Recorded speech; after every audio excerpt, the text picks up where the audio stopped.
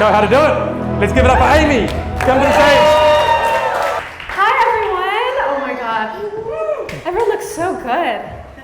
Wow. So I don't know about you, but I've been to a lot of networking events, similar to Daniel Lawson, and I want to do something a little bit differently, okay? I want to start off by telling you the last sentence of my speech today. Is that okay? Yeah? All right. So the last sentence of my speech, right, and then I'll go through a couple stories, and then we're going to get there in 5 minutes. But I want you in on it, okay? So it is, are you ready? Yes? Woo! It is, you always have a choice. Okay, so the first time that I realized I had a choice, I was 15 years old, and I'm from California, if you can't tell by my accent. And my family and I decided to host a foreign exchange student from Brazil. Any Brazilians in the house?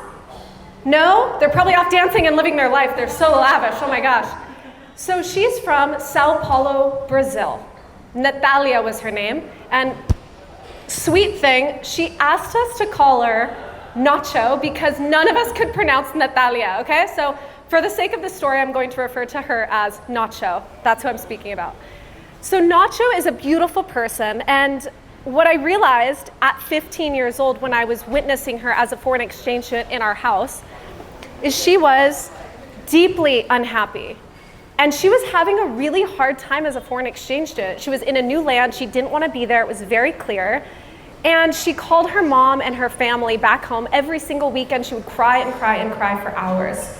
And it was really sad to watch that. And I first realized I had a choice because I could either sit there and witness and say, wow, traveling must be really scary. I could never travel abroad, okay? I'm gonna ask you in a minute what you think I chose to do, okay? So choice number one, I could have seen Nacho having a really difficult time, and that could have scared me off forever of traveling. And I could have said, I never want to be a foreign exchange student. Or I could have chose option number two and created my own path. So what do you think I chose, one or two? Two! I feel like we're connected already. We're in this journey together. I chose option number two. I decided to study abroad the next year. So 16 years old, I wanted to study abroad in Austria. I wanted to learn just Sprechen Sie Deutsch, if there's any Germans in the house. And I was really excited. Yes, there we go, we got a couple others. And I was so excited, but there was one problem. My dad had only been on one flight his entire life. So he said no. And as a minor, you have to have both parents' approval, otherwise it's kidnapping, okay? So, again, I had a choice. I could either listen to my dad and say, okay, Dad, you're scared of traveling, you're 86, you never had a passport, don't care about other countries. Or, option number two, create my own path. What do you think I chose, one or two? Two, yes, you guys are on it. Really great crowd tonight. I chose option number two. So I went and got 3 jobs that summer. One of them was going door to door, getting sponsors for me, the 16-year-old, to go to Austria.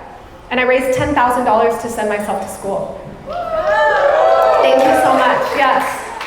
And I applied to have a host family, and I got an amazing host family. And I applied to the program, I got accepted, and everything was perfect. I went to my dad and I said, I know you don't want me to go. I put everything on his desk, and I said, all I need is a signature from you. I don't need any other support. And he signed it. And my family just came to celebrate my 34th birthday in Bali this year. Yeah. So I've had these choices. You're starting to see a through line here, right? A theme. So fast forward, I'm 31 years old, and for the last 10 years, I've been in the corporate world. And I realized I hated it. And if you're in Bali long term, this might resonate with you. So I was working, achieving, accomplishing, but I wasn't fulfilled. And I thought to myself, where did that 16-year-old girl go with that spark for life and that just like being in love with life, that feeling? I completely lost it. So last time I'm gonna ask you, I could either choose option number one and continue down the route of, okay, I have a 6-figure salary, I have my Jeep Wrangler, my dream car, I'm living in LA, living the life, I guess I'll continue even though I'm not fulfilled at all. Or option number two, create my own path. Last time. Option number two. to quit my job with absolutely nothing lined up. Okay? So what did I choose to do? So I was sitting outside of a bar, pretty typical in LA, and I was on Abbot Kinney, which is a very famous street for walking dogs. I was like, okay, I'm gonna stop strangers and ask them to pet their dogs, as I do every day pretty much. And I was like, wow, I really love doing this. What about working with animals? And so I started dog walking, and I started to own that I was a dog walker. But what that meant is I had to downsize my life, okay? So I had to sell my Jeep Wrangler. I downsized into a very, very small apartment, and I moved out of the area that I was in, which was Santa Monica. I traded that for a Metro bus card. I signed up for government health services like SNAP benefits for food stamps. And I started walking dogs because it was much more fulfilling than the corporate life. Today, I am the proud owner of a 6-figure luxury dog walking and pet sitting business in Los Angeles. And I have an amazing team of 12 that handles everything for me while I get to live in Bali.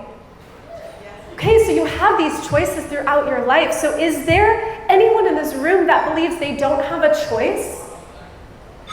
Is there somewhere in your life that you think, this must just be it for me? I don't have any other options. You always have a choice. Thank you.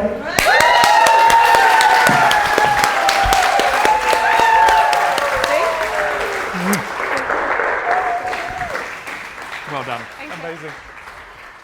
Beautiful. Good talk.